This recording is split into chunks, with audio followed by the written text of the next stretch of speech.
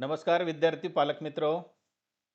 आज आपण state merit list जी जाहीर झालेली आहे ती कशा पद्धतीनं पाहायची आहे, त्यामध्ये आपला जो क्रमांक आहे तो कशा पद्धतीनं चेक करायचा आहे, त्याचबरोबर आपल्या फॉर्ममध्ये काही त्रुटी आहेत का त्या पण कशा पद्धतीनं चेक करायच्यात आणि त्याला करेक्ट कसं करून घ्यायचे याची ही प्रक्रिया आपण जाणून घेणार आहोत.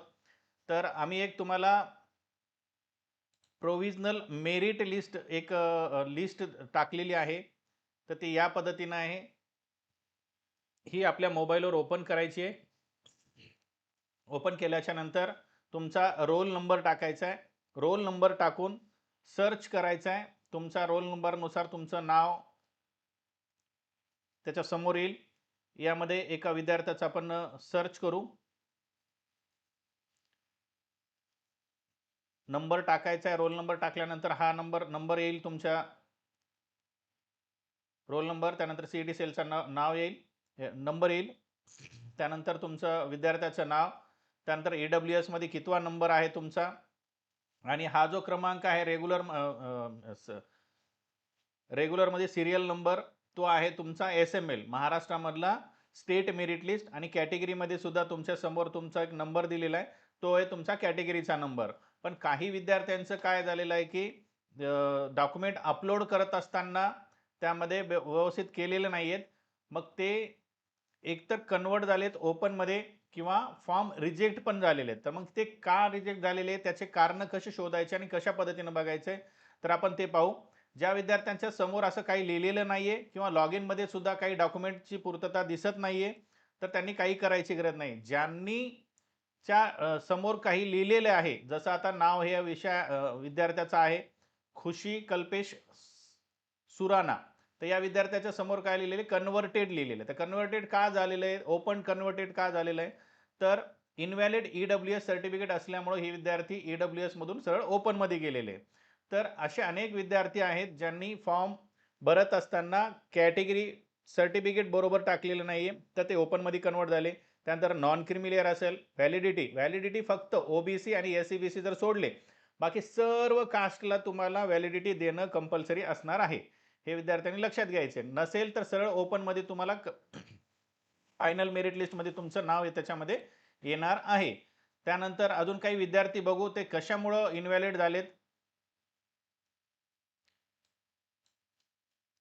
तर यामध्ये एक विद्यार्थी आहे बघा, विद्यार्थिनी आहे वनवे वैष्णवी विकास, तर ही कन्वर्ट झाली ओपन मध्ये. तर का झाली तर invalid CVC caste validity certificate नसल्यामुळे किंवा तिने कास्ट व्हॅलिडिटीचं पावती जोडल्यामुळे तारखेच्या अगोदर आपल्याला व्हॅलिडिटी सादर करणं गरजेचं होतं, परंतु केलं नसल्यामुळे त्यांना सरळ सरळ ओपन मध्ये कन्वर्ट झालेलं आहे. आता ही जर समजा आज आणि उद्यामध्ये तुमच्याकडे व्हॅलिडिटी असेल तुमच्याकडे तर ती बदल तुम्ही करू शकता.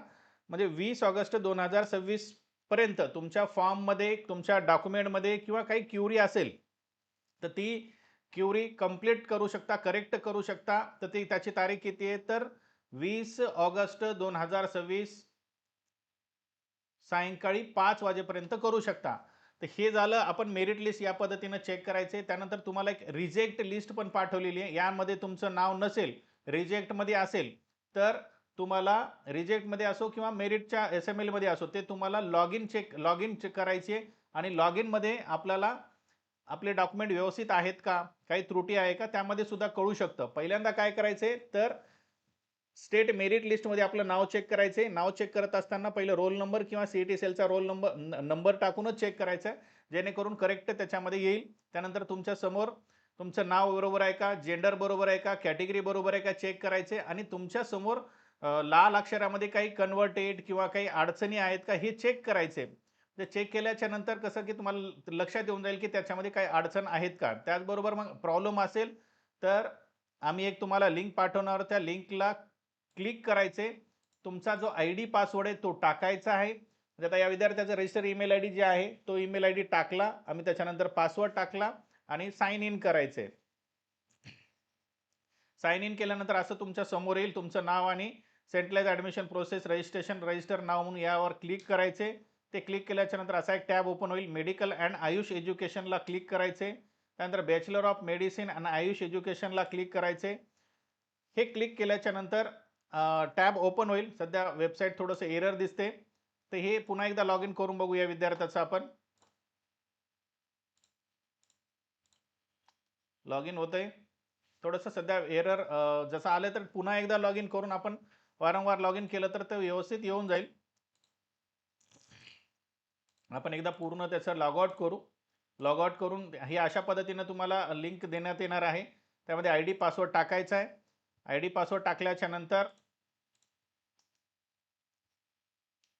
अशा पद्धतीने तुमच्या समोर स्क्रीन येईल. त्यामध्ये डॉक्युमेंट अपलोड, प्रोफाईल स्टेटसच्या खाली डॉक्युमेंट अपलोड हे ऑप्शन येईल. त्याला क्लिक करायचे. ते क्लिक केल्याच्या नंतर व्ह्यू डॉक्युमेंट पाहायचेत आपण. या व्ह्यू डॉक्युमेंटमध्ये हे सर्व डॉक्युमेंट बरोबर आहेत का चेक करायचे. सिरियल नंबर, त्याच्यानंतर स्टुडंट चा फोटो असेल, आधार कार्ड असेल, कास्ट व्हॅलिडिटी रिसिप्ट असेल, सर्टिफिकेट वगैरे असेल, या सर्व डिटेल बघायचे. आता या समोर रिमार्कमध्ये काही लिहिलेलं आहे का हे चेक करायचं. आता या विद्यार्थ्यांच्या समोर काय लिहिलेलं आहे, रिमार्कमध्ये कास्ट व्हॅलिडिटी रिसिप्ट त्यांनी जोडली होती, पण ते रॉंग जोडली होती. आणि कास्ट व्हॅलिडिटी सर्टिफिकेट हे बरोबर जोडलेलं नसल्यामुळे किंवा व्हॅलिडिटी नसल्यामुळे त्याला कन्वर्ट ओपनमध्ये केलेलं आहे. तर हा विद्यार्थ्याचं आपण इकडे ते चेक केलं मेरिट लिस्टमध्ये नाव दाखवेल, पण इकडे रॉंग डॉक्युमेंट आहे. एक तर पहिलं महत्त्वाचं, मेरिट लिस्टमध्ये नाव पाहिजे.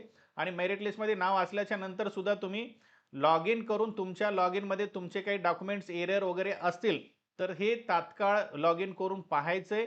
आणि त्याचबरोबर ब्रॉडवेला ऑफलाईन पद्धतीनं तुम्ही किंवा तुमचे प्रतिनिधी, आई वडील, मामा, काका कुणी असेल तर त्यांना पाठवून सपोर्टिव्ह डॉक्युमेंट, जर आता कास्ट व्हॅलिडिटी सर्टिफिकेट तुमच्याकडे आला असेल तर ते द्यायचे आणि ते बदल करून त्याच्यामध्ये घ्यायचे. जर डोमिसाईलमध्ये काही प्रॉब्लेम असेल, मराठीमध्ये असेल, त्याच्यामध्ये जे काही प्रॉब्लेम असेल रिमार्कमध्ये ते यायचे, द्यायचे आणि त्याच्यामध्ये तुम्हाला ते कन्वर्ट करून घ्यायचे.